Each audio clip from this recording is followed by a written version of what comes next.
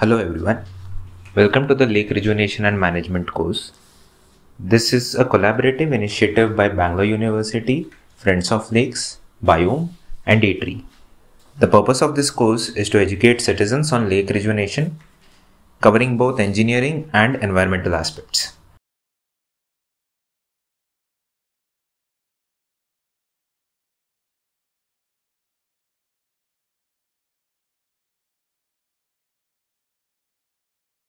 Happy learning. Introducing the next speaker. That I'll be talking about nutrient cycle and water quality in context of urban lakes. So these are the questions I'm going to tackle in my presentation. I'll not go by each and every question, but I'll be covering all these questions during my talk. And as I just now mentioned, I'll try to make my talk as simple as possible, because I know that as engineers, we lose contact with chemistry, when we are in 12th grade. So, and when we talk about water quality, it's mostly chemistry, biology, mostly chemistry and biology. So I'll try to make it as simple as possible. And if you have any question, you can post it, as Veena has already mentioned. And then we can leave at least 5 to 10 minutes in the end just to go through the question and answers. So yeah, so maybe before starting the discussion about the water quality, let me just tell you or discuss about how the lakes are categorized based on the trophic state. Now, what is trophic state? Trophic state is assessed by using a trophic index, by assessing trophic index. And trophic index includes parameters such as productivity, nutrients, how much biodiversity a lake can support, what kind of aquatic flora and fauna is present in the lake. So based on the trophic state, lakes are categorized as oligotrophic lakes, which are basically pristine lakes. Then we have mesotrophic lakes, where these kind of lakes support aquatic flora and fauna, both submerged and emergent. When I say submerged means under the water on the lake bed, and emergent means at the banks of the lake. And then we have eutrophic lakes. Eutrophic lakes, again, they support aquatic flora and fauna with lesser biodiversity. But there are episodically, there are some algal blooms and cyanobacterial blooms in these lakes. And then there are hypereutrophic lakes, which are have cyanobacterial bloom throughout the year. Now, let me just, now, if you look at the life cycle of a lake, there is an oligotrophic lake, which I just now explained you. They are termed as pristine lakes. Pristine lakes, they are very clear. The turbidity in water is minimal, and it supports a lot of fish, but the nutrient in these kind of lakes is very poor. So you don't have, the productivity is almost nil, and you don't have any kind of aquatic flora in these, there are, because these kind of lakes lacks nitrogen and phosphorus, so there are no plant species or macrophytes, emergent macrophytes growing in these kind of lakes. Then you have mesotrophic lakes, where the lake has, there is some amount of nitrogen and phosphorus entering into the lake. And because of that nitrogen and phosphorus entering into the lake, there are some kind of plants which are emergent and submergent plants which are growing in these lakes. And then you have eutrophic, where inputs or nutrient inputs are so high that there are algal blooms, as I just now mentioned, that there are algal blooms, and there is lower biodiversity, and even the submergent macrophyte, they cease to exist. Now, this is the natural process. Even if you take any lake which is pristine right now, over the period of time, maybe 100 to 100 years, eventually it will move to mesotrophic state, and then it will become eutrophic. It will convert into wetland, and then finally it will just be a natural land. So this is a natural trajectory for a lake. But what is happening right now is, because of human anthropogenic activities which humans are carrying out in the catchment, we are adding nutrients faster and faster, and because of which we are the lakes, in spite of becoming eutrophic in 100 years, we are accelerating the process, and then the lakes will become eutrophic within 10 years. So this is the kind of impact human activities are having by adding nutrients into the lake. Now the question is, what are these nutrients we are talking about? So first of all, let us understand why these nutrients are so important and why we are talking about these nutrients. Now the thing is that all living organisms, they require 20 basic elements for their growth, which we require in trace quantities, like copper, zinc, nitrogen, phosphorus, sulfur. All these kind of new elements we human beings or any kind of living organism require for its growth. Now, out of these 20 elements, 2 elements are most important, which is nitrogen and phosphorus. As you know, even during COVID periods, everybody knows, our proteins, fats, everything requires nitrogen. Nitrogen is required for production of proteins and nucleic acids, and phosphorus is required for production of nucleic acid and substances which are used in conversion of energy into cells, right? For example, in case of plants, plants do all the photosynthetic processes to generate energy, and that energy is converted into leaves or into branches only when the phosphorus is there, and it converts energy into cell, and that is how plants grow.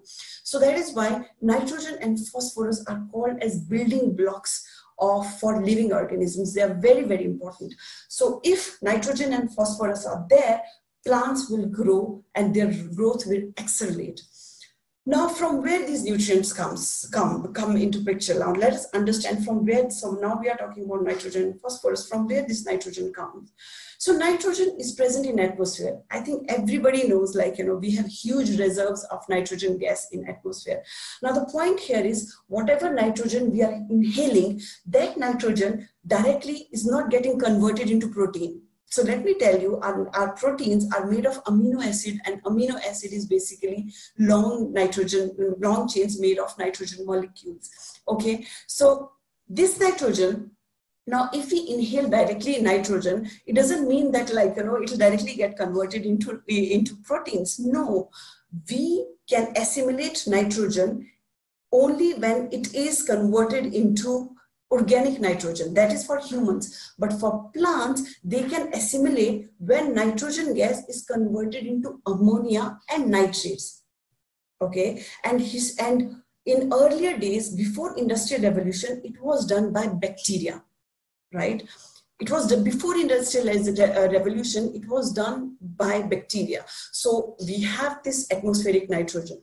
Atmospheric nitrogen was taken by leguminous roots of leguminous plants like peas, lettuce. All these plant roots, they have these bacteria which can convert N2, which is nitrogen gas, into ammonia. It is taken up by plants, and that nitrogen we can take and convert it into protein, and this is how we function. Our muscle grows, and our DNA and proteins and nucleic acids are formed. So, and the thing you should remember here is that the total amount of nitrogen on the earth or in the atmosphere is constant. It has been constant since the earth came in origin. From the earlier days, whatever nitrogen gas is there, the nitrogen gas is limited. And we are taking the nitrogen gas, converting into some other form, and then we are putting the nitrogen gas back into the atmosphere. So there is a nitrogen cycle, which I will explain in my later presentation. Coming to phosphorus, as I mentioned, nitrogen and phosphorus, 2 very important components. Now, from where phosphorus comes? Phosphorus is present in rocks. Okay, now, so as contrary to nitrogen which is present in atmosphere, phosphorus is present in rocks, and in rocks also it is bound to to the particles. Only because of weathering, when there is rain falls, because of weathering, the phosphorus gets removed from these rocks. It gets mixed with the soil, and on the soil surface, bacteria converts that phosphorus, which is bound to the rock material, into phosphorus which is dissolved in water and can be uptaken by bacteria. So I hope now it is clear. For nitrogen gas, again, bacteria convert it into the forms which can be taken up by the plants. For phosphorus, very, very limited, only converted by bacteria. So weathering removes the phosphorus from rocks, it gets converted by bacteria, and then it is uptaken by plants, and by plants it is taken up by humans. So I think now it is very, very clear here. I try to make it clear because this understanding will help you in understanding why eutrophication happens in the lake, and why lakes are categorized as contaminated, and how we can remove these nutrients from wastewater. So let me give you an example of oligotrophic lake. I think everybody has heard about Mansarovar Lake. Mansarovar Lake is in Himalayas, very high up in the mountains. In the catchment of Mansarovar Lake, there is hardly any human activities. The agriculture is nil, so there is no no fertilizers which are being added. So if you look at the lake, it's pristine, and the lake is so clear that even at 10 to 15 feet, you can just see the lake bed. Productivity, now here I see this lake is very low in productivity because nutrients are entering into the lakes are almost nil. So productivity of the lake is almost nil, and the quality is very good. Now coming to mesotrophic lake. Now, example of mesotrophic lake could be Lake Powai. Now, this is a lake which is still used as a water supply lake for Mumbai city. Now, in this lake, if you go, you will find that there are some nutrients which are entering from the catchment. Now, sewage and treated effluents are not allowed to enter into this lake because it is used for drinking water. But whenever there is a rain event, from the catchment, water will enter into the lake, and that water will have some amount of phosphorus because phosphorus is present in the soil, phosphorus is present in the organic material, and nitrogen, again, nitrogen is present in organic material, it will enter into the lake. So there will be some amount of nutrients. And when there is nutrient, there will be emergent plants, submergent plants. Now these are the submergent plants which can grow on the lake bed. So you will find submergent plants in the lake bed of Lake Powai. So this is the example of mesotrophic lake. Coming to eutrophic lake, take an example of Jakkur Lake. If you visit Jakkur Lake, you will see lake is clean, lake is green, sorry. Lake is green, it's completely green, and sometimes you will see there will be a thick layer of a kind of a green blanket floating on the surface of Jakkur Lake. Now, why it is happening? Because this lake is very, very productive. And it's so productive that algae is growing at such a faster pace that there are no submergent plants. Now for submergent plants to grow, enough light should penetrate to the lake bed. Now, when you have a lot of algae growing in, the light penetration is hampered, and as a result, there's no submergent macrophytes in these lakes. You will see a lot of algal bloom, cyanobacterial bloom, and then in some patches, you will also have water hyacinth, which again grows where the nutrients are in excess. So these are the examples of 3 lakes. I have tried to give you an example of the oligotrophic, mesotrophic, and eutrophic lakes. So again, when I talk about eutrophication, now take an example of Jakkur Lake. I told you that Jakkur Lake is eutrophied. There's a lot of algal growth. Now you can ask this question: why this so much algal bloom is happening in Jakkur Lake? Now the answer is that Jakkur Lake receives its inflows from treated effluent from secondary wastewater treatment plant, which earlier was 10 million liters capacity per day capacity, and now it has been upgraded to 15 million liters capacity. So that is what Jakkur Lake inflow is. And in addition to that, Jakkur Lake is also receiving inflows from a drain, which is bringing raw sewage from the catchment. So there is some amount of 0.1 or 0.01% of raw sewage also entering into Jakkur Lake. But before it enters into Jakkur Lake, it is first entering into constructed wetland. So there are two inflows. One is treated effluent, then raw sewage, both enters into constructed wetland, and from constructed wetland, it enters into the lake. Now, the amount of nutrients which are entering into the lake are so high that the algae is just blooming in the lake. Now I will tell you why these treatment plants are not functioning, or what's happening with the wastewater treatment plant as well as the constructed wetland in Jakkur Lake. So now the question is, now what I'm trying to explain here is that eutrophication occurs because of excess of nutrients, which is again nitrogen and phosphorus. And I have already explained to you why nitrogen and phosphorus are so important, because they are building blocks. Earlier, nitrogen and phosphorus was made available by bacteria, because they were the only one who were converting nitrogen gas into ammonia and nitrates, and they were the one who were converting phosphates, which was binded to the rock, into phosphate, which can easily taken up by bacteria. But because of industrial revolution, what started happening is that we started creating urea through industrialized process. Now, because of excess urea, because of wastewater also has a lot of nitrogen, because whatever we eat, and we flush, our feces contains a lot of nitrogen. That nitrogen is in organic form, but when bacteria is present in nature, in water, they will quickly convert that organic nitrogen into ammonia. Okay, so I'm trying to tell here, and I hope you can see my cursor. So historically, we used to have this atmospheric nitrogen. Bacteria used to convert it into organic nitrogen, which was quickly uptaken by plants, and then it was quickly uptaken by plants. Once plants die, or then it was uptaken by human beings. Once the plants die, again bacteria will act on it. So there are two processes: nitrification, conversion of nitrogen into ammonia, which can be taken by bacteria, and then denitrification, conversion of ammonia into nitrogen gas. So if you can see here, there are 5 processes: nitrogen fixation, assimilation, ammonification, nitrification, denitrification. So let me just tell you in very simple terms.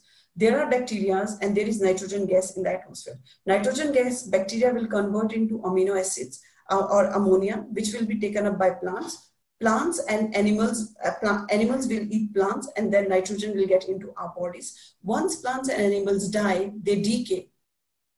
Then because of denitrification process, the whatever nitrogen there is inside us or in our tissues, in our molecules, it will get converted into nitrogen gas. So basically what I'm trying to say is that it is the same nitrogen which was formed billion of years ago. Same nitrogen is circulating in the atmosphere, on the earth. Now what is happening right now is, earlier, as I told, it was just bacteria which was doing the job. Now we have, because of industrial revolution, we have started adding more and more nitrogen into the water bodies. In addition to that, human wastewater, as I just now told, also contains a lot of nitrogen in organic form. Now, when that nitrogen is discharged into the water, bacteria starts acting on it. They will convert it into ammonia, nitrates, and once it is converted into ammonia and nitrates, bacteria will start growing, and then you see algae will start growing, and then you see harmful algal bloom. Similarly with phosphorus, as you all know, like just now I discussed earlier, phosphorus was just present in rocks, and because of weathering only, it was getting on into the soil, and bacteria was making it available to plants. But because of industrial revolution, we have phosphorus in our detergents, we have phosphorus in our fertilizers, and everything is not consumed but by the plants. Whatever we apply as a fertilizer, it is not uptaken by plants. Most of it will run off, will enter into water bodies through runoff. And in our sewage, because we use detergent, because human body, human feces also have a lot of phosphates, everything enters into the water bodies. So it becomes very, very important to remove nitrogen and phosphorus to prevent eutrophication. So what is happening at present? At present, the current scenario is that there is excessive nitrogen and phosphorus which are in getting into water bodies through fertilizers and domestic wastewaters. And as a result of this, there is widespread eutrophication in water bodies. And in addition to domestic sewage now not only contains nitrogen and phosphorus, but it also contains organic matter. Okay, so and organic matter, we term it as biochemical oxygen demand. And I hope everybody has come across this term as biochemical oxygen demand, because this is what we keep talking about, that biochemical oxygen demand. Our standards, our wastewater treatment plants are designed to remove biochemical oxygen demand. And why it is important is that if we don't remove organic matter from our water, okay, so like, just take an example of a lake. So there is a pristine lake and we have a town and it is releasing directly without treatment domestic sewage into the lake. So that wastewater has a lot of organic matter. So once you release untreated wastewater into the lake, bacteria will start taking oxygen from lake water to decompose organic matter. Okay, and when they decompose organic matter, they convert organic matter into carbon dioxide and water. Now when they start taking organic matter, they will deplete oxygen from water body, from the lake. So lake will not have any oxygen. As a result, there will be a lot of fish kill, and you will see a lot of fish kill events. That is why our wastewater treatment plants are basically, secondary wastewater treatment plants are designed to remove organic matter. So why organic matter is important? As I just now told you, it causes anaerobic conditions. Now take example of Belandur Lake. Belandur Lake is highly anaerobic. It doesn't have any oxygen in it. It releases obnoxious and toxic gases. There has been events of fire and foaming in the lake. Why it is happening, a fire and foaming in the lake? Because there's a lot of organic matter going in, and we don't see fire and foaming in Jakkur Lake. Why? Because we are removing organic matter from Jakkur Lake, but we see another kind of problem, that is cyanobacteria and algal bloom in Jakkur Lake. And organic matter also causes risk to human health, again because of methane production, fire and foaming, and because sewage, organic matter itself contains a lot of pathogens like harmful bacteria in it. And during the COVID times, this becomes this is of major concern. So now when we are talking about domestic sewage, there are three important components which are important: nitrogen, phosphorus, and organic matter. So now we have these sewage treatment plants, right? And I think most of the engineers, while we do our engineering, we learn how to design these sewage treatment plants, wastewater treatment plants. Now the basic objective of this wastewater treatment plant is to remove suspended solids, to remove organic matter, and to kill pathogens. These are the objectives of secondary sewage treatment plant. And if you go for tertiary, then you take care of removing nutrients. Again, it becomes very, very expensive to go ahead and remove nitrogen and phosphorus. And that is why there is another type of treatment which I'll explain in some time. So we have these sewage treatment plants designed to remove suspended solids, biodegradable organic matter, and pathogens. And so this is at centralized levels. At household levels, there are septic tanks or soak away pits. Now in septic tanks, again, it's an anaerobic process. Now in sewage treatment plant, it's an aerobic process. Aerobic process means we supply oxygen. Now, I think everybody has come across this, and maybe as a BBMP engineer, you might have visited these wastewater treatment plants, and there you have come across a biological reactor where then you will see large aerators moving around and churning water. Now, why the churning of water is done? Churning of water is done to supply oxygen to bacteria, because in wastewater treatment plants, bacteria are the workers. What they are doing?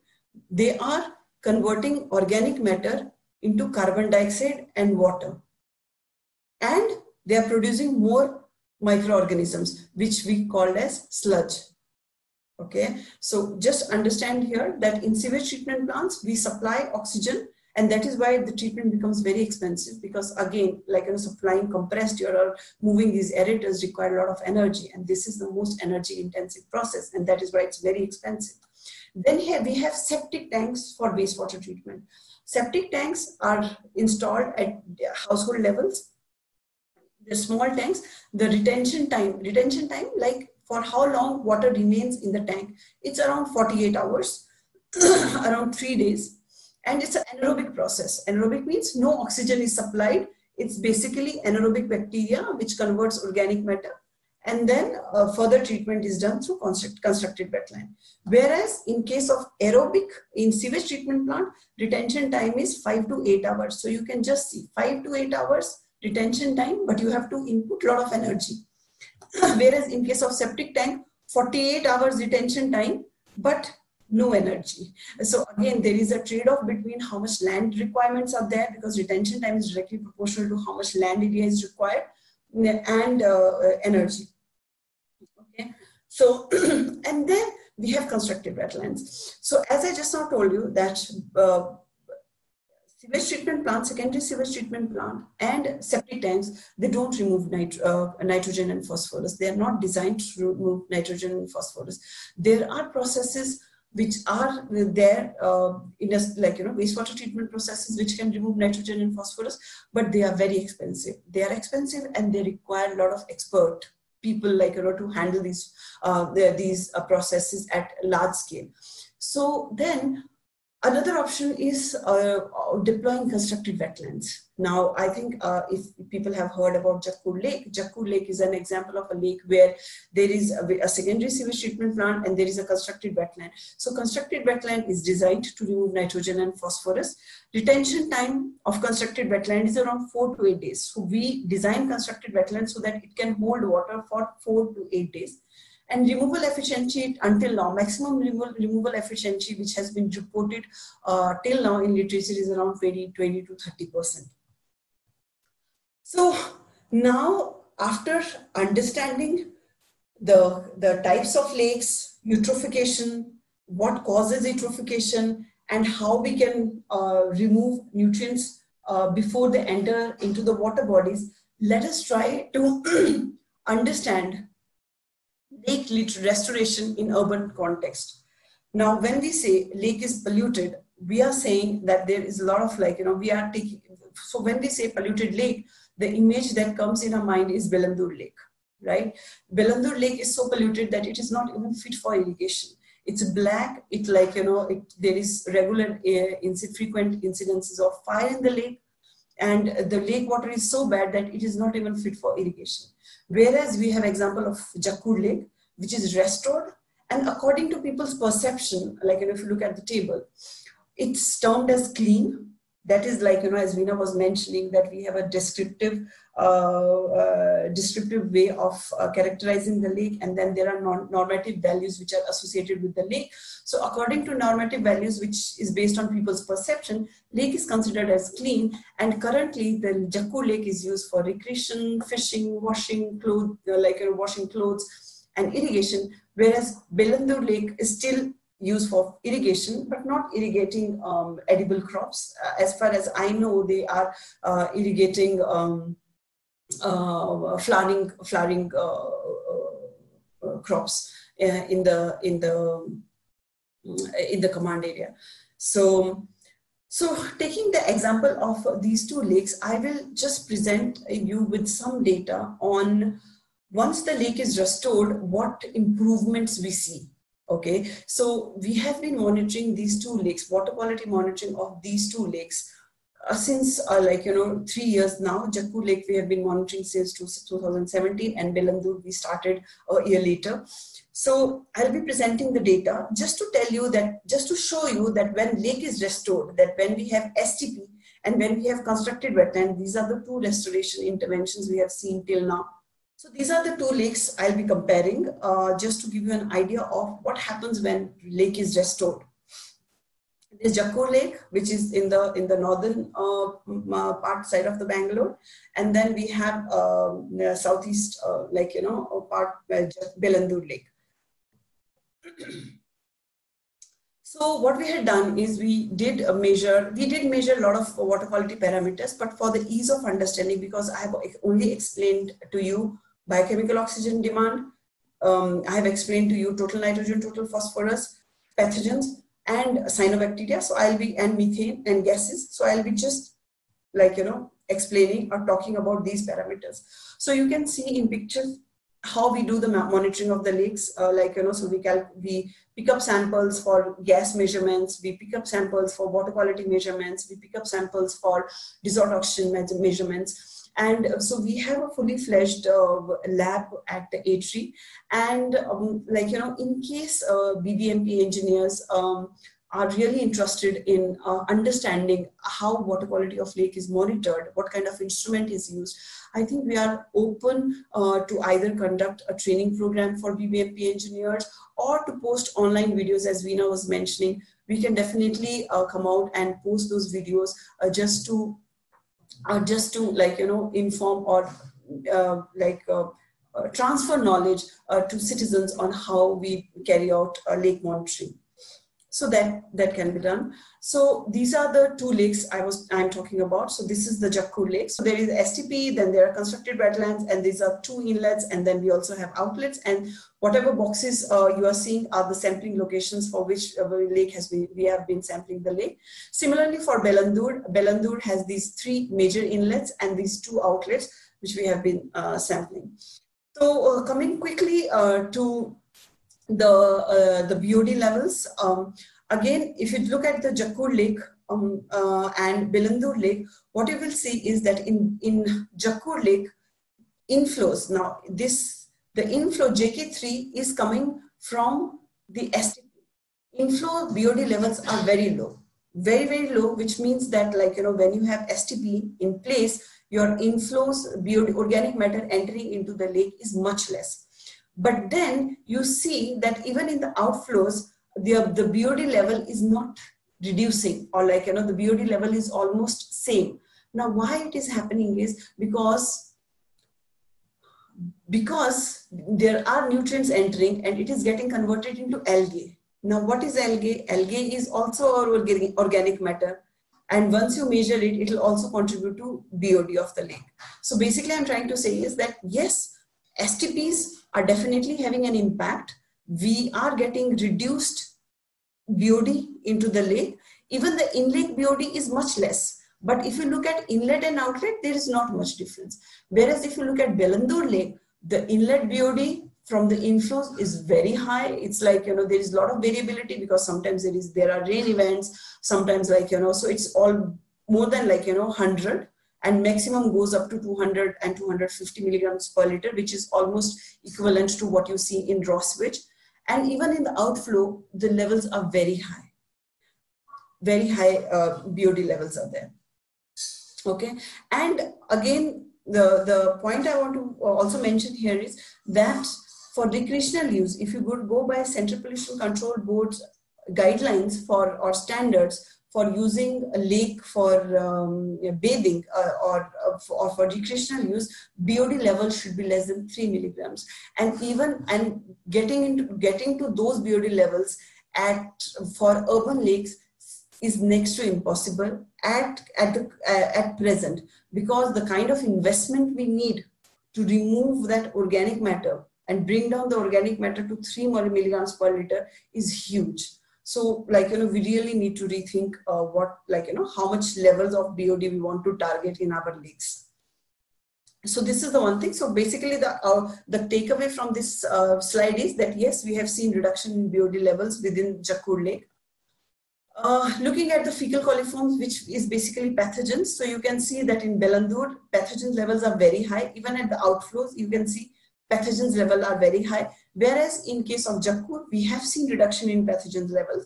There has been 2 to 3 log orders reduction in pathogen level. So definitely treatment helps. If we are treating our wastewater and allowing treating wastewater to enter, we will see a lot more reduction, improvement in quality.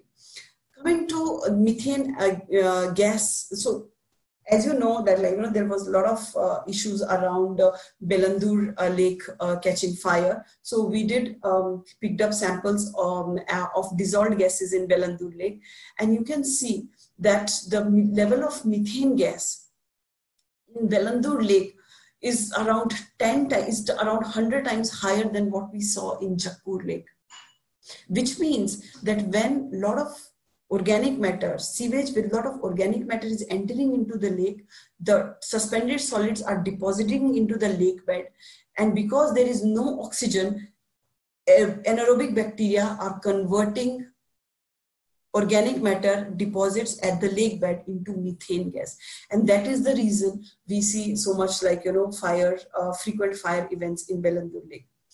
We also measured algae or cyanobacteria in the lake, and in case of Bellandur Lake, there was no cyanobacteria. There was no algae in the lake. Now you can ask this question to me that, okay, we have this Bellandur Lake and we have Jakkur Lake. Bellandur Lake receives untreated wastewater, raw sewage. It doesn't have algae. And then we have Jakkur Lake, which receives treated effluent. It has so much algae. Now the answer is that in Bellandur Lake, because there is so much organic matter entering into, raw sewage has a lot of organic matter, though there are nutrients also, but there is so much organic matter that the processes which dominates degradation of organic matter are dominant in that lake. Whereas in case of Jakkur Lake, because there is no organic matter or very less organic matter entering into the lake, the processes, in-lake processes, which are dominated by nutrients are dominant in Jakkur Lake. That is why you see that for Jakkur Lake, the lake has very high chlorophyll A levels. Mostly lake is always in eutrophic state, and most of the time in hypereutrophic state, which means the chlorophyll A levels are very, very high. And if you look at the oxygen levels, the black line shows oxygen levels in Bellandur Lake. It's almost zero, or maybe sometimes it's 0.2, 0.3 milligrams per liter. But if you look at Jakkur Lake, oxygen levels are very high, and these oxygen levels are measured during the afternoon. Now you can ask this question, the saturation oxygen levels, saturation dissolved oxygen. Now water, let me just explain it to you. Water can dissolve, water is a universal solvent.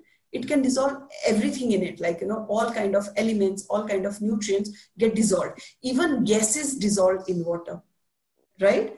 So according to science, 9 milligrams per liter is the saturation level of dissolved oxygen in water. That is the maximum concentration you can find of dissolved oxygen in water. But when you see in Jakkur Lake, we have got dissolved oxygen level up to more than 25 milligrams per liter. So you can ask this question, why it is happening? It is happening because there is a lot of algae. When there is algae, now algae behaves like a plant. It's just like a plant, right? During the day, they release oxygen. So when we are measuring oxygen levels in the afternoon, at that time, photosynthesis reaction is going on and a lot of oxygen is being released, and that is what is getting captured, and we see very high oxygen levels. So when for monitoring purposes, when pollution control boards are monitoring lakes during the afternoon, they will say that oxygen levels are very high, and they will be very happy to see that high oxygen levels. But the point I want to make is that even very high oxygen levels are not good, because they indicate that there are very high chlorophyll, very high cyanobacterial bloom in the lake, which need to be addressed. Just wanted to raise that point. And this is this graph basically shows you what happens So basically, algae behaves like they are just like plants. They release oxygen in the afternoon during the day, and when once sun sets, they will start consuming oxygen and releasing carbon dioxide. Right. So what we did was we started measuring oxygen along the depth of the lake during the day, early morning, before sunrise. And before sunrise, what we found was that at 1.5 meters from the surface of the lake, dissolved oxygen levels were very low. It was less than 4 milligrams per liter. Why it is happening? It is happening because of algae. You just have to keep this in mind. This is happening because of algae, and that is why sometimes when people go early morning for a walk in the lake, they will see dead fish floating on the lake, and they will just get surprised that, oh, this lake looks so clean and dissolved oxygen levels are so good. Then why we are seeing dead fish floating on the water? Dead fish is floating because there is algae. Algae is consuming oxygen because there is no sunlight early in the morning. And at those depths, there is no oxygen. So just giving a little bit idea of why we measure, and measuring dissolved oxygen is very important early morning, afternoon, and in the night, and not just afternoon.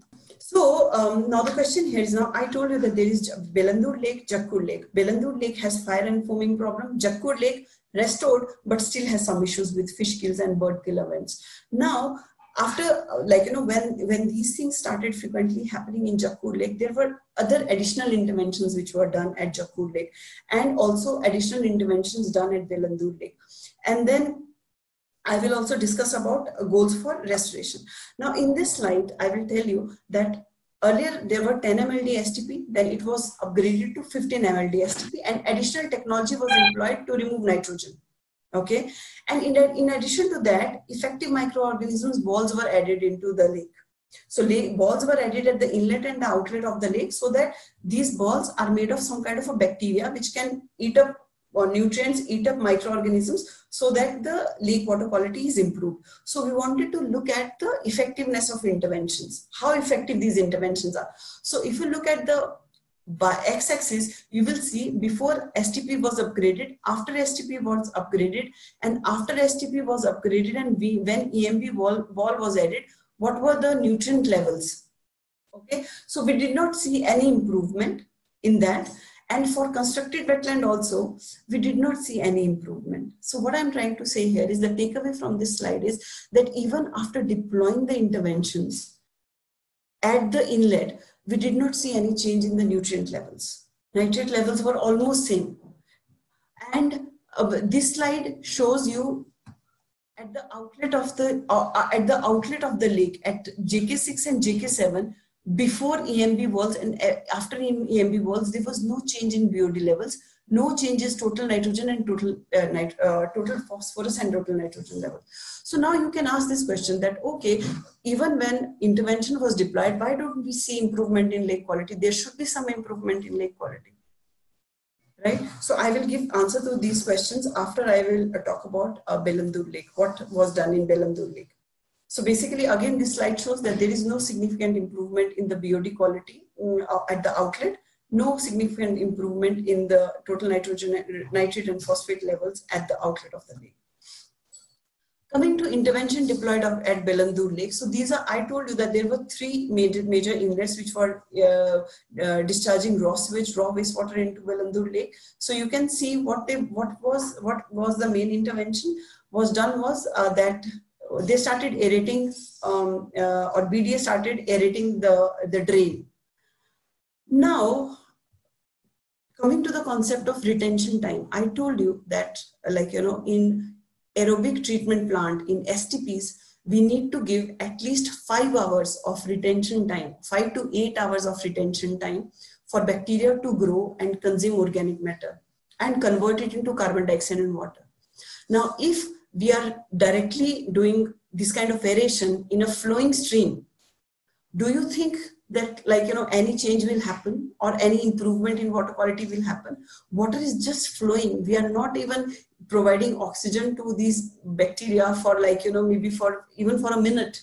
because water is just flowing. So how can we see impact of intervention? So it's just a waste of money, because I don't know whom, we engineers, we know how to design wastewater treatment plants. In wastewater treatment plants, we provide 8 hours of retention time. If we just simply aerate running sewage, it will not have any impact. Similarly, for other inlet, the similar thing was done. So we looked at the inlet and outlet, and we found that before and after aerators, there was no change in the, and it was very obvious, because how we can expect change when we are just aerating it water for a few seconds. So, so then I asked you this question, I posed this question that you can have this question in mind, that even after intervention, why we don't see any improvement in water quality. Now, there can be two reasons for it. First, that the interventions are under-designed, or the technology is not good, right? So there can be two things. First, the technology itself is not good. Second, the scale of intervention is not good. Scale of intervention means the size. We don't know how big our constructed wetland should be, what the size of constructed wetland should be, or how long we need to do the aeration to see significant improvement in lake water quality. So when we say significant improvement in lake water quality, again, this is determined by what our benchmarks are. So when we say we don't know how big our constructed wetland should be to see improvement in water quality, it's a statement in the sense that we don't know what should be the nitrate levels in the lake to prevent eutrophication. If we know that nitrate levels in the lake should be 3 milligrams, I'm just giving a hypothetical number, 3 milligrams per liter, then we can go back and design our constructed wetland. Okay, our constructed wetland, when we design it to be this big, which is called as a scale, this big, then we will be able to reach 3 milligrams per liter of nitrate level in lake. So this kind of goals are missing. We don't know what our restoration goals are. And this is also evident from the DPR, which is there online on the lake for Belandur Lake. Okay, so so there are restoration objectives which are mentioned for Belandur Lake. First restoration objective is to improve the trophic state or water quality of lake. Now, it's a very qualitative statement. What do you mean by improvement? How much improvement? It's just open-ended. Improvement is also it's a qualitative statement. We don't have any number. And when we don't have any number, we don't know how big our constructed wetland should be, or how big our wastewater treatment should be, or what kind of treatment we should give to achieve the trophic state, that trophic state in lake. So what I'm trying to say is that restoration goals are very qualitative, and with the qualitative goal, how we are going to design any interventions. I hope you're getting my point. To design a wastewater treatment plant, when we design a wastewater treatment plant, we know that the outlet BOD quality should be 30 milligrams per liter. Now, in this case, in constructed wetland, when we design a constructed wetland, we don't know what our outlet quality should be, because right now we don't know how much nitrates or how much nitrogen should be there in the lake, which will not allow bacteria or or algae to grow.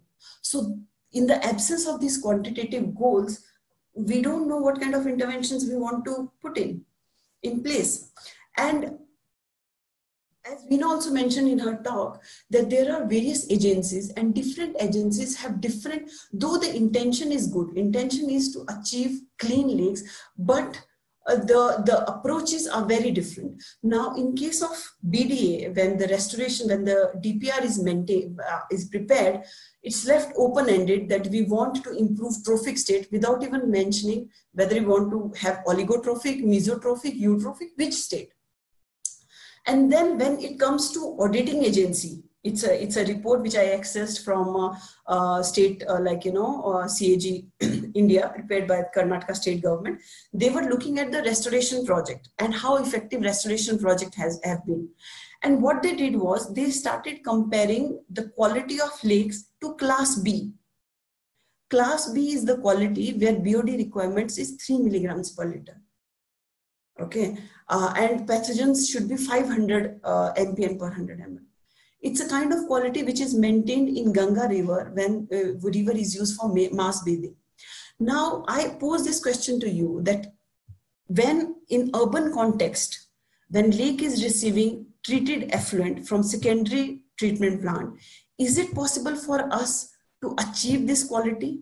And first question is this. And second question is that when restoration objective itself has not mentioned what the goal is, how come the auditing agency is comparing the water quality to class B quality?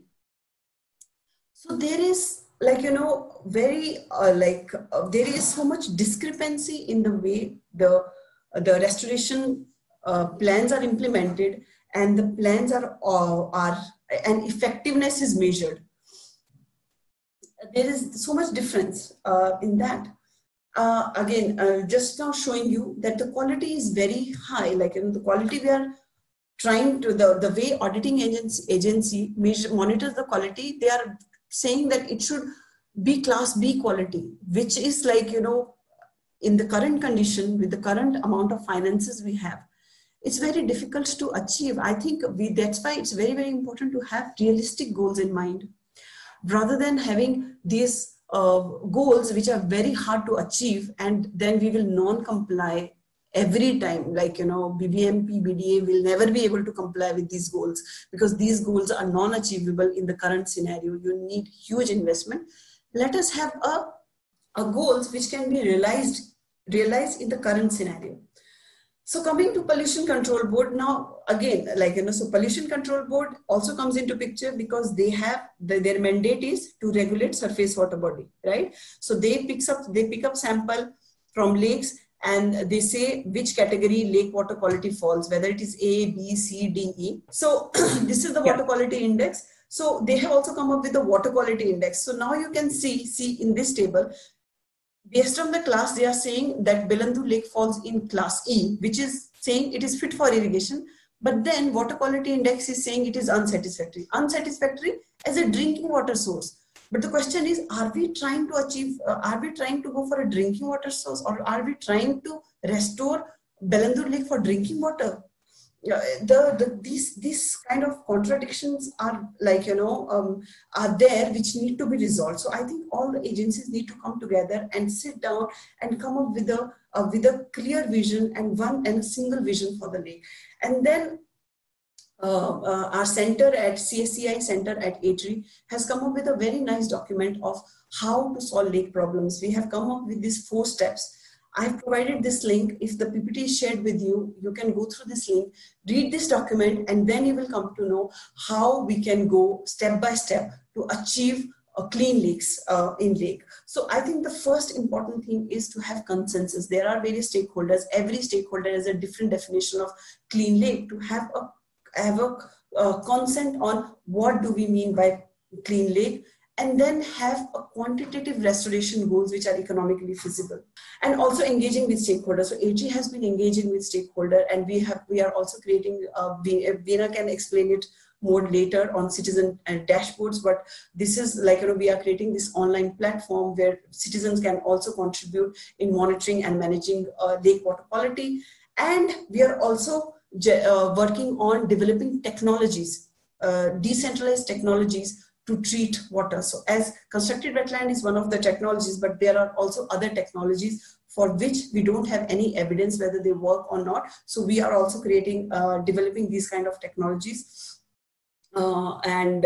Yeah, so we have been at ATRI, we have been regularly engaged with like, you know, various groups through workshops, through scientists, all kind of stakeholders to come up with solutions to manage lakes. Thank you. We'll be moving on to the next part of the session, which is biological life in water in lakes. Introducing the next speaker. I'll start off with the definitions of aquatic ecosystems, and then I move towards food web structure, threats, and so on and so forth. Yeah, what is aquatic ecosystem? An aquatic ecosystem is an ecosystem in a water body. just like in a forest ecosystem or a grassland ecosystem, which are all terrestrial, there's an ecosystem which is in the water body is called as aquatic ecosystem, and all communities.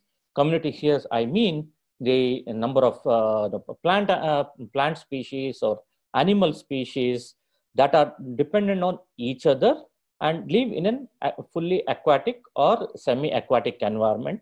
That forms the aquatic ecosystems.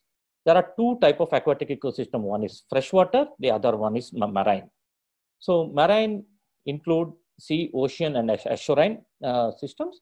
And in the freshwater, there are two types. That is lentic, that is stagnant, like ponds, tanks, marshes, lake, etc., where there's water doesn't flow, not like river.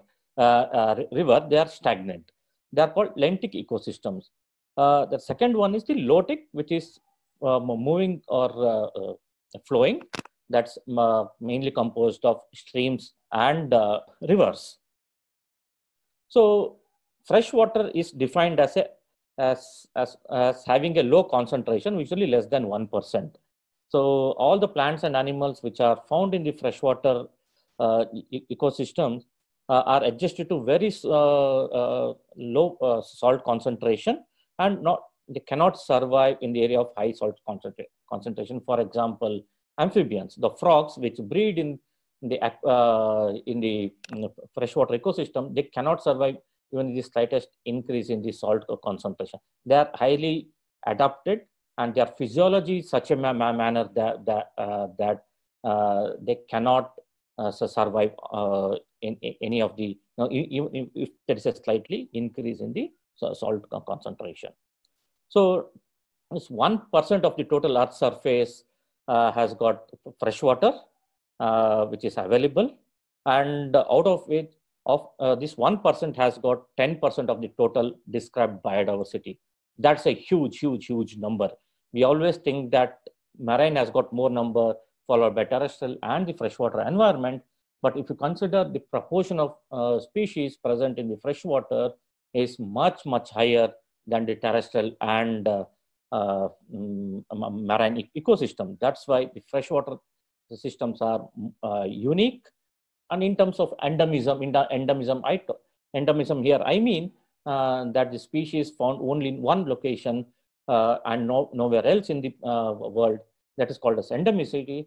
And freshwater ecosystem has got highest percentage of endemic species compared to terrestrial or marine ecosystem. That's why the freshwater systems are very unique. Yeah, I'll give you the structure of three different type of freshwater system. One is lake, second is wetland, and the stream. So lake can be isolated, or it can have one headwater and followed by a small stream following that, or it is followed by a series of drainages, and there will be a pond. The third example what I gave, the drainages with the interconnected nallas or streams are common in Bangalore.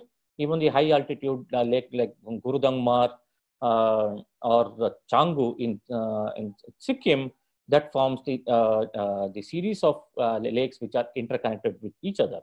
The similar case can be found in general wetland. Wetland is other than streams and lake, that is the marshy areas where they have either embedded into the larger forested ecosystem, or they'll have a headwater and a drainage. So coming to the stream, stream has got stream ecosystem or stream freshwater ecosystem is very complicated, very complex compared to the lake or marshy systems, because there are different orders of streams, starting from first order where the stream originates or river originates, which does not have any connection with the other stream, that forms the first order, followed by the second order, which two first order streams forms the second order, and two third order, second order forms the third order, so and so forth. What you see here in the last high order, that seventh or whatever, what you see our Kaveri River or Krishna, Godavari or Brahmaputra, they're all in the seventh order, that highest order. and our Pala River or Kabini, they are all sixth or fifth order streams, which comes and joins and forms the seventh order river. So, yeah, this is this basic structure of the freshwater ecosystems. And if you look at this, the structure of the stream, a typical undisturbed forested stream looks like this, which originates from somewhere in the hills and flows downwards, and it has got riffles where you can see the fast flowing stretches of river or the stream with big boulders onto which the water flows and forming a riffle like thing. And as it moves down to the towards flatter and plainer areas, the water is almost slow flowing. Sometimes it looks like stagnated, but it is not. That region is called pools. And in some places, there will be waterfalls. Waterfalls is also a unique habitat within the stream ecosystem. And the trees and the plants surrounding the streams and rivers form the riparian vegetation, which gives a lot of nutrients into the stream ecosystem on which the other organism, maybe it's an aquatic insects or an algae or other fishes and snails can feed and grow and reproduce. So it's a stream, a very, very dynamic ecosystem. If you do, during summer, especially in the southern, where the monsoon-induced regions, the streams are very, very dynamic during the monsoon season. If you go to Himalayan region during summer, where there is an ice melt, the streams will be fast flowing compared to the winter season. It's very dynamic, and the interaction of the organism with the river flow and the surrounding vegetation is much more complicated compared to the lake ecosystem. The typical lake or a pond ecosystem looks like this, where it has got a littoral zone and a limnetic zone. So what you see in a Jakkur or Rachenahalli, I don't call it as a typical lake because it has been dredged to make it look like a bowl rather than a saucer shape. A typical lake ecosystem should be like a saucer shape with a gradual slope, not like a kadai or a bowl, which is a steep,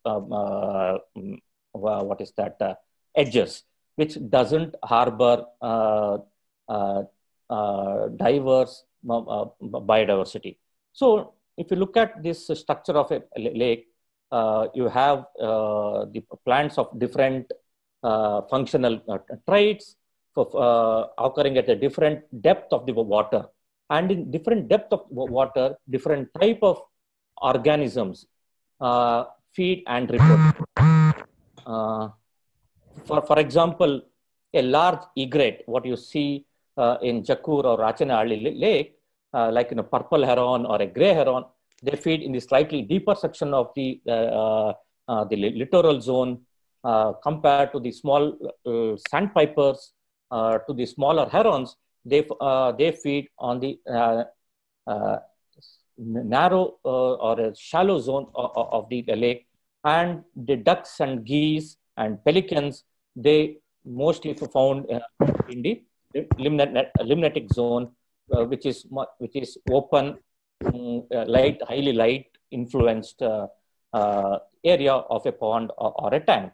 This limnetic zone has got two regions based on the light penetration ability. One is photic zone, which is influenced by the sunlight. The second zone is the aphotic zone, which is not influenced by the light. Probably this may not be true for our Jakkur or Rachenahalli lake, because whatever we see here, they are all very shallow lake. The structure what I'm showing is the very deep lake, like a Baikal or a Sulawesi or the Tanganyika, and there may be many. Veena might be able to tell more about this. There are many deep lakes in India also. So based on the temperature zonation, lakes have been zonation into epilimnion, thermocline, and hypolimnion.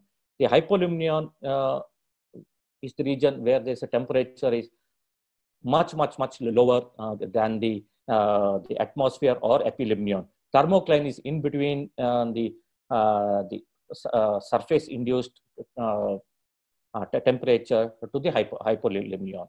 This is the typical structure of a lake ecosystem. More or less, it is like that. It changes based on the whether it's in a temperate region or a tropical region, where it's a shallow or deep. But this is the ideal example of a lake ecosystem. If you take a cross section of a lake, of a healthy lake, I'm talking about, it looks like this. And each organism occurs in a different region of the lake. You can see a snail there, and tadpoles, and then newt, all those turtles, and so forth. Each one occurs in a different position in a lake. That is called as a niche partitioning. They partition in a lake where they should eat and reproduce, and they don't compete with each other. So, freshwater ecosystem, that's lake and stream, influenced by chemical properties like pH of the water, dissolved oxygen, turbidity, and the conductivity. It's also influenced by the physical features like the temperature, the atmospheric temperature, and water temperature, because they're always constantly there will be interaction with the atmosphere. The light, the amount of light it receives, the amount of light the freshwater system varies from at a micro scale to the macro scale.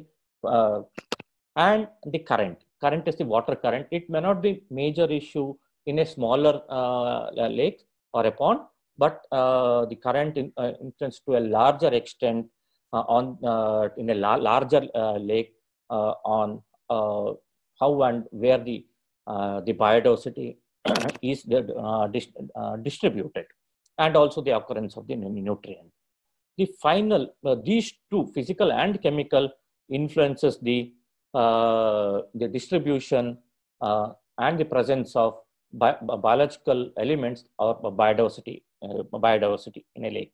That has been influenced by the photosynthetic ability of the biological elements which is found in the lake or streams, and the number of and type of macrophytes. Macrophytes are the phytes are plants, macro are bigger plants, and the invertebrates. Invertebrates are the insects, worms, snails, and others, and of course the vertebrates like fishes, amphibians, reptiles, and mammals. So, coming to the biotic components of a lake ecosystem, any lake ecosystem for that matter, if you consider, it will have these four biotic components. What are those? One is decomposers like bacteria and fungi. The major job of these decomposers are to decompose the organic matter which is present in the water. The second element, biotic element, is the detritivores. As the name indicates, their job is to feed on dead end and decaying organic matter and shred the larger molecules, organic molecules, into the smaller ones, so that it is available for decomposer to act upon it and release the nutrients, so that it is available for the producer.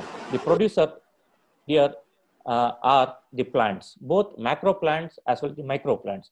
Macro plants are the bigger plants which we can see to our naked eyes, like it could be typha, or it could be lotus, lily, water hyacinth, and so on and so forth. The bigger plants are the macro plants. The micro plants are those algae, which is microscopic green, brown, or blue-green algae, which are found in the pond. The fourth component, most important component in the lake or a stream ecosystem are consumers. Consumers have been divided into two types. First is herbivores, which feeds on plants, which are the producers, which include certain snails, certain fishes, insects, worms, etc. And the second type of consumers include carnivores that include fishes, reptiles, birds, and certain kind of mammals. Mammals may not be in all cases, but reptiles, fishes, and birds are most common element, carnivorous element in a freshwater ecosystem or lake ecosystem. This is the example or some examples of microplants, that is algae. There are starting from diatom, which is the, there are three black and white images that belong to the diatoms, and others are green algae, and some of them are blue-green algae. They are microscopic. And these microscopic microalgae are most important components, both in terms of good as well as bad. Good in terms of producing the oxygen what we breathe or what the other organism breathe.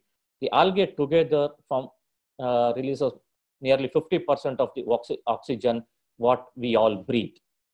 Not only in the atmosphere, but all the oxygen available in the water. It's also released by these kind of microorganisms. They contribute significantly to the oxygen availability for the other organisms. And the macro plants includes all these. They can be classified into emergent vegetation, floating, rooted, floating, and submerged. So if you look at the Jakkur or a Rachinalli lake, you can see the cattail shrubs like a sedge, like typha, which is only the roots are inside the water, and 95% of the plant is outside the water. They are called emergent vegetation. They require water, but to the very, very small extent. They are called as emergent vegetation, and there is rooted and floating vegetation, that is mostly lotus and water lily, where they are rooted in the substratum, but their leaves are floating on the water or slightly above the water, maybe in case of lotus. There may be algae, which is a free-floating algae, which is found on the water surface. And there are non-rooted floating vegetation. Probably you might have seen the beautiful and evil Eichhornia or water hyacinth. They are floating, not rooted. And there are submerged vegetation in the slightly deeper part of the lake. All these forms the macro plants in a lake ecosystem. A healthy lake ecosystem should have all these 4 or 5 components. Yeah, this is how a typical interaction one can visualize in a healthy lake ecosystem. There are carnivorous fishes, there are herbivorous fishes, there are detritivorous, there are decomposers, there are carnivores, and also there's humans which are making use of this healthy ecosystem probably for recreation or for the livelihood purpose. So if you can put all the things together into a structure, that's a web structure or a food web structure, how does it look like? It looks like this, what is shared on the screen. There's a producer, decomposer, and a nutrient at the base of the food web, followed by a primary consumers that include snails and zooplankton, some birds like ducks, geese. They're all vegetarians. They feed on aquatic vegetations. There are fishes which feed on the algae and the aquatic plants. There are carnivorous fishes that form the secondary consumers, and there are tertiary consumers, or what we call as a top carnivorous or top level consumers, where humans are also placed. But what you see, the aquatic food web structure, it is not easy what you have seen. It is very, very complicated. So what we see is not what is actually happening in an aquatic ecosystem. There are so much of interconnection. There are so much of dependence. and it is not one species feeds on the another species. No, each species might feed on multiple species, and the same species might be fed on multiple different type of birds or the reptiles or other mammals. So the structure, the food web structure is very, very complicated as indicated in this slide. Hence, if you're managing aquatic ecosystem or a lake ecosystem, to be precise, in your case, one should have, one should look into these interconnections as far as possible, so that you can try to, bring back as many elements, biodiversity elements as possible, so that the lake is very healthy. So, how the energy transfer happens in a lake ecosystem? It is just like food web structure, where the producers like algae and plants fix the sunlight in the form of carbohydrate, and which has been fed by the primary consumers, in turn fed by secondary and then the tertiary. And at each level, there's energy loss. And energy loss is greatest as you go from the base of the food web to the top of the food web. The energy loss takes place through excretion, respiration, and some amount of their reproduction also. So every step there's a energy loss, and once the organism die or they excrete, whatever the organic matter is available for decomposers to make use of that energy so that they can also grow and reproduce. So all is not well. You are all know about it.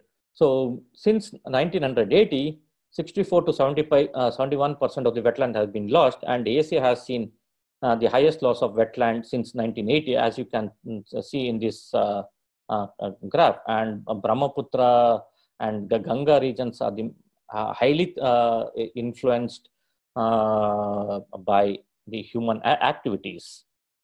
And because of the urban growth, climate change, the availability of fresh water, not only for human beings, but also for the biodiversity, is reduced or threatened to the highest level. If, as you can see in this graph, in this map, that Gangetic region or Brahmaputra region and the peninsular Indian rivers are one of the highly threatened river basins in the world. And coming to the peninsular India, much of the rivers have been dammed. So many lakes have been lost. You know the statistics for the Bangalore, right? From Harini's work and others. How many lakes have been lost in Bangalore? Similar the case for any other, whether you go to Shimoga or if you go to Chennai, or if you go to Hubli, the Dharwad, the case is similar. Now, the lakes have been sometimes considered as a dumping yard or a wasteland, and the rivers have been dammed, and consequently, the available water for the biodiversity has reduced significantly. There are several species which are dependent solely on this fresh water and not found anywhere else, have been critically threatened or lost from our system. For example, there's a very rare clam which is found in Central Western Ghats. There's one population was available in Koyna. Because of the damming, that particular species has completely extinct from the Koyna river, and it's available only in 5 small pockets in the Karnataka part and nowhere else in the world. If this region has been dammed, then I'm sure the species will be eliminated from the earth. So 1 in every 3 freshwater species are threatened with extinction, much more than terrestrial and marine. So recently, last month, WWF has come up with the this index, which starting from 1970, and they looked at how the population in the biodiversity has decreased or the population of the freshwater biodiversity had decreased from the 1970 onwards, it shows that 84% of the biodiversity elements have decreased drastically. 84% loss has taken place in the freshwater compared to terrestrial and the marine, which is around 40 to 50%. So what are the issues? Why biodiversity is being lost at such an alarming rate? That's because of the overexploitation, water pollution, habitat degradation, species invasion, and flow modification. So I'll give an example for a couple of it. Then you'll appreciate what we are actually doing to our biodiversity. This water pollution, flow modification, and habitat degradation are interconnected because of there's eutrophication. Now, previous speaker talked about the nitrate and phosphate load in the Jakkur Lake. So these nutrients, excess nutrients, are causing the eutrophication. Eutrophication is a major influencing factor on water, and which include nutrient enrichment. It also depends on hydrodynamics, which Veena can pitch in here how hydrodynamics can influence the eutrophication process. Environmental factor like temperature, salinity, carbon dioxide, microbial load, biodiversity, and so on and so forth. And occurrence of water eutrophication is actually complex function. Till we know that it's because of the excess nutrient load, it's eutrophication, but it is, according to this, some recent research, said it is not as simple as that. There is much more complex, which is not fully understood till now, it seems. So a healthy ecosystem is on the left side, where you can see a graphical representation of a healthy ecosystem on the left side. On the right side, you see how we actually turn the actual healthy ecosystem into a eutrophic ecosystem. So how does eutrophication in a very simple term happens? It's because of the runoff from the urban area, or leaching from the surrounding agricultural field, where they apply a lot of nitrogenous and phosphorus-based fertilizers. And because of this, there will be huge algal growth, which reduces the oxygen availability, and that will have an implication on the survival of the fishes and other biodiversity. Along with this, a lot of introduced species like water hyacinth, you might be seen in one part of Jakkur Lake or in Hebbal Lake, the beautiful purple flower plant floating on the water. They are South American aquatic plants. They're beautiful flowers, but they are really evil. So they are introduced, they don't have any enemies. When there's slightly increase in the nutrient in the water, they grow like anything, because there is no natural predator to control this invasive species. When they form a mat over the water, it reduces the sunlight reaching to the water, thus reducing the photosynthetic ability of the submerged plant, and the process goes on. So this is how once eutrophication happens, this is how the algal mat forms over the water surface, blocking the sunlight and blocking the oxygen exchange between the water and the atmosphere. And this is the image of beautiful flowered water hyacinth, but the kind of damage it does is unimaginable. Still, we know the problem of this, but still we are not very proactive in controlling or managing aquatic invasives. In some of the lakes, they are a bit well managed, but in many parts of India, if you go, they say this, you can see this managed. Along with water hyacinth, there are Salvinia, this is also introduced. There are Pistia, that's also introduced. And there are a few Lemna, and there are a few others, which along with water hyacinth are degrading our natural water bodies and making much more eutrophic. once it dies, once mass flowers and they'll die en masse. Once they die en masse, they add more nutrient into the water, right? And that decomposition of this water hyacinth, once they die, increases the nutrient load, making the water condition even more worse. So the results will be like this. You might have seen in Balandur Lake or in the Alsur Lake and many other lakes in Bangalore, there's a huge fish mortality. So what causes fish kills? Obviously, one, yes, because of eutrophication, but that is results due to the low concentration of dissolved oxygen. And also during hot summer, the warm water holds less dissolved oxygen compared to cold water. That's also, along with the high nutrient content in water, kills the fishes. Okay, and algae, which produces oxygen to the photosynthesis during early morning hours, and in the night when they don't photosynthesize, they respire along with the others and thus taking away a lot of oxygen into it, and thus reducing the oxygen level in the water. That also causes the fish death. And of course, apart from these, there are toxic elements which are released by the industries, also responsible for the fish kill in the aquatic system. So how do you manage this nutrient load? This is a simple graph which explains, what kind of what kind of plants contribute to the primary production in the aquatic ecosystem.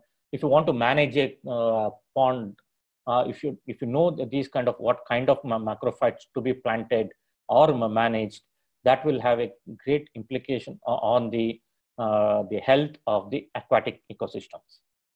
Okay, the another cause of concern to the aquatic ecosystem is the heavy metal pollution, mostly arsenic, cadmium, chromium, copper, nickel, lead, and mercury. And they are mostly come from the point or non-point sources, probably in Jakkur and Rachinhalli. So there are mostly non-point sources, the urban runoff and surrounding areas, Daraj and other places. So that the non-point sources are much more difficult to manage compared to the point sources.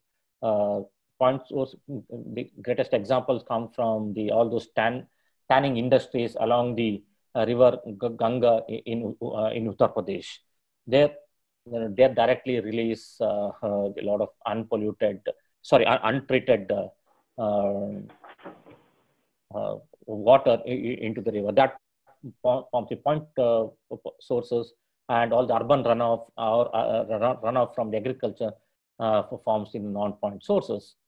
So these metals become locked up in the bottom of the sediment. When it gets into the ecosystem, most of them become locked up in the bottom of the sediment, or some of the metals like mercury, lead can become a bioactive and get into the system, the biotic system, and causing that damage. These heavy metals can also change pH, increase the algal bloom, and finally human health, who are dependent on this aquatic system. So if it gets into the plant, this heavy metal, they'll be transferred along the trophic level. As I showed you the food web, where the plants fix this energy and photosynthesize, and it's been consumed by primary consumer, then by secondary, and then tertiary. And when it accumulates into the plant, it will be consumed by the primary consumers and followed by secondary consumers, and goes up in the trophic level. And this is called as biomagnification. So biomagnification is also known as bioamplification or biological magnification.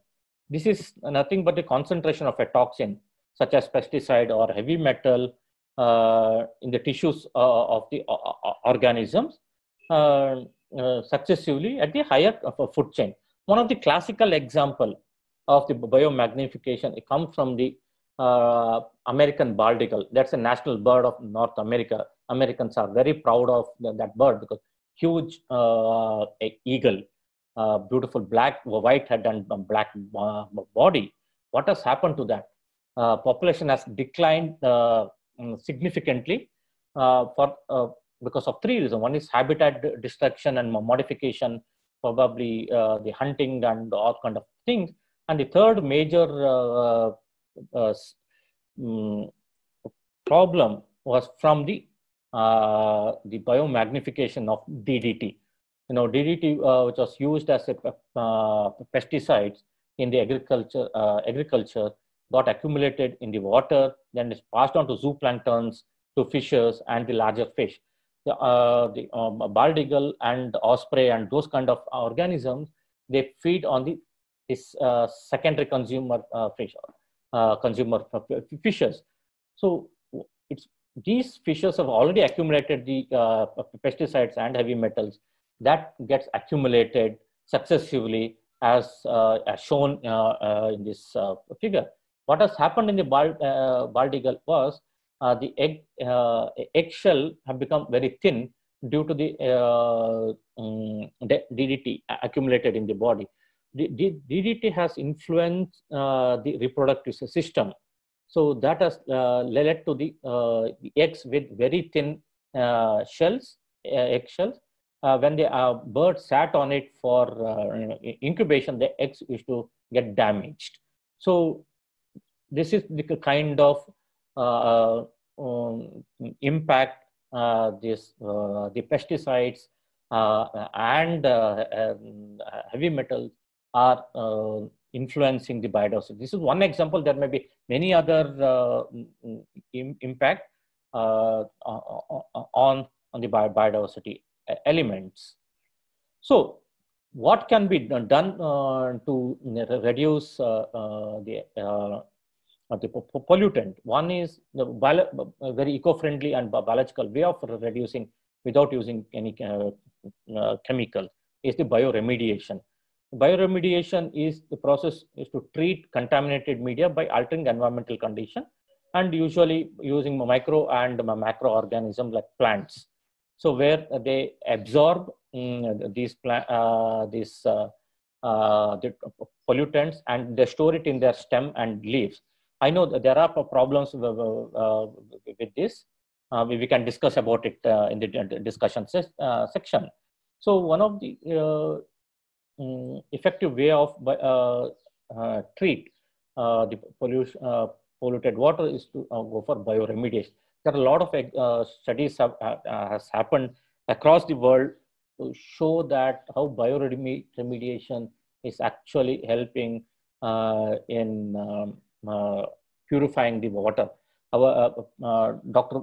Priyanka Jamwal from Atri, I think she's also working along with Veena and others on using plants in purifying water. So other causes of biodiversity decline in aquatic system is the water abstraction. Excessive water abstraction also changes the water dynamics. As I was telling, in the case of stream ecosystem, if you take, they are very dynamic system. This species, the fishes or insects, or for that matter, plants are adapted to that kind of dynamism in the ecosystem. If you alter the flow, alter the flow of water, then these fishes or insects or worms will be under severe stress. So they can't survive such a dramatic changes induced by humans. So that will have an implication on the survival of the biotic elements. The dam. The second thing is the dam, and our own colleagues' work has shown that the downstream of the dam as well as the upstream of the dam has got a different type of fish communities. Ideally, you should have the similar kind of fish communities because it's a continuum. It's a continuous stretch. Once you dam, the upstream will become more of a lentic system. The kind of organism adapted to that lentic system will be different from those which are adapted to the lotic system.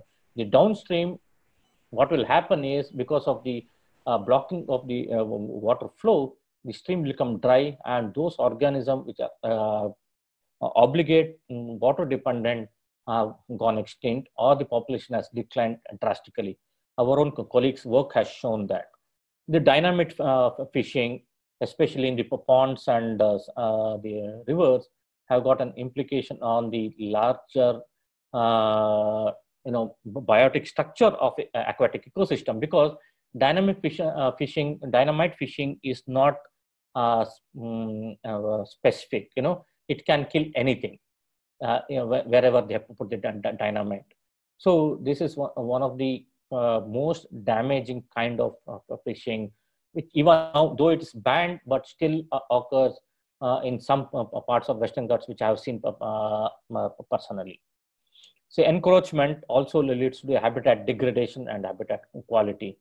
And finally, the invasive species. Little bit I spoke earlier about the plants. There are other invasive species like African catfish, which can grow to the really big size, and it's not consumed by humans, and they are the potential competitor for the smaller native fishes. And as you know, the smaller native fishes cannot compete with the larger voracious and aggressive fish, pushing the native fish to the extinction. So invasive species such as it could be tilapia, introduced species like tilapia, or invasive species like African catfish or pacu or gambusia, are all creating a major havoc in our aquatic ecosystem. We don't have any policy as of now to manage invasive species for the conservation of biodiversity, be it in the terrestrial or aquatic ecosystem. So right now we are here in the 2020, but we don't want to further bend the curve. We have to elevate this curve to bring our rivers or ponds and tanks to life.